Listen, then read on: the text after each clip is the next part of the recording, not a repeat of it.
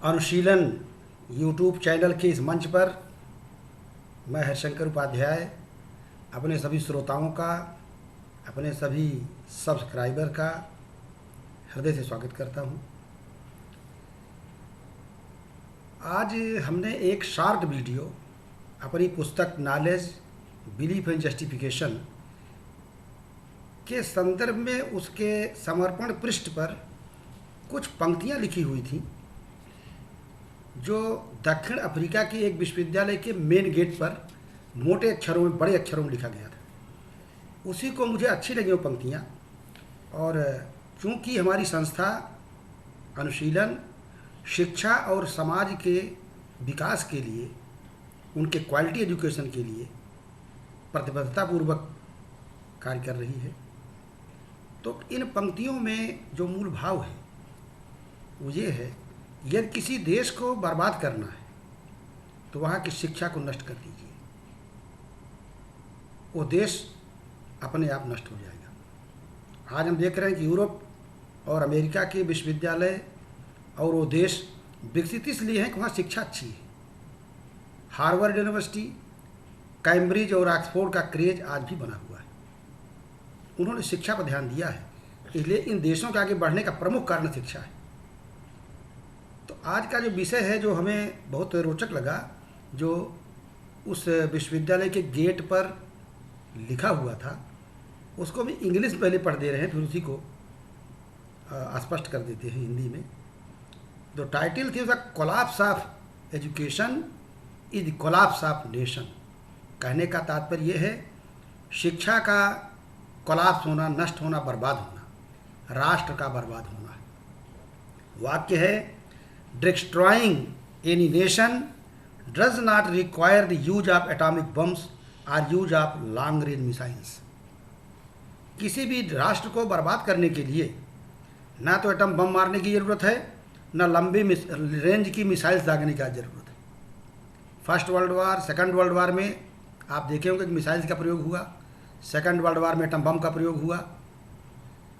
लेकिन आज की जो परिस्थितियां हैं उन्हें बड़ा बदलाव आया है। आज इसकी ज़रूरत नहीं है, केवल एक ही ज़रूरत है, it only requires lowering the quality of education and allowing cheating in the examinations.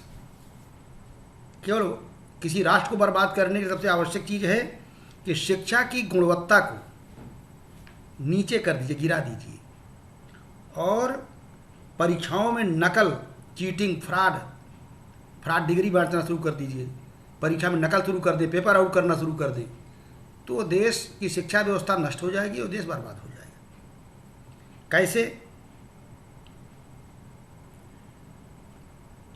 यदि शिक्षा ठीक नहीं होगी तो देश का कोई भी विभाग, कोई भी क्षेत्र ठीक नहीं हो सकता है।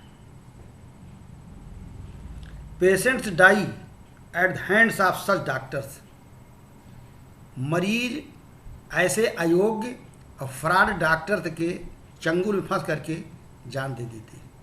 अभी आप देखे होंगे किसी डॉक्टर को, कई लोगों को मार दिया ऑपरेशन करके और जेल गया है, फ्रॉड डिग्री लिया है। तो patients die at the hands of such doctors. ऐसे डॉक्टरों के हाथ में मरीजों की जान चली जाती है जो अयोग्य हैं, अशिक्षित हैं और केवल डिग्री पैसा से खरीद लिया है चीटिंग करके। Buildings collapse eight the hands of such engineers. तमाम प्राइवेट इंजीनियरिंग कॉलेज खुल गए हैं जो केवल डिग्रियाँ बांट रहे हैं और जिस पर शायद प्रभावी नियंत्रण नहीं हो पा रहा है। ऐसे प्राइवेट संस्थानों में फर्जी डिग्री लेने वाले, पैसा से डिग्री खरीदने वाले इंजीनियरों के हाथ में देश सुरक्षित नहीं है। आप देख रहे हैं पुल बन रहे हैं, बिल्डिंगें बन रही हैं, कोलैप्स कर जा रही हैं, ढह जा रही हैं। मानकों के अनुरूप बिल्डिंग नहीं बना पा रहे हैं, उनको विजन नहीं है कैसे होना चाहिए। Money is lost eight the hands of such economist and accountants. MBA करके, इकोनॉमिक्स से MA करके और कॉमर्स पढ़ करके, फर्जी डिग्री ले करके ऐसे अर्थशास्त्री, ऐसे मैनेजमेंट वाले लोग पूरी देश की अर्थव्यवस्था को बर्बाद कर देंगे। Humanity dies at the hands of such religious scholars. आज आप देख रहे हैं अनेक प्रकार के मठाधीश भगवा वस्त्र धारण करके, दाढ़ी बड़ी बड़ी रखा करके या सिर को मुड़ा करके मठ खोल लिए हैं। हजारों करोड़ रुपए का धंधा उनका चल रहा है। कहने के लिए संत है, लेकिन 5 स्टार होटल ज़्यादा सुविधा में रहते हैं।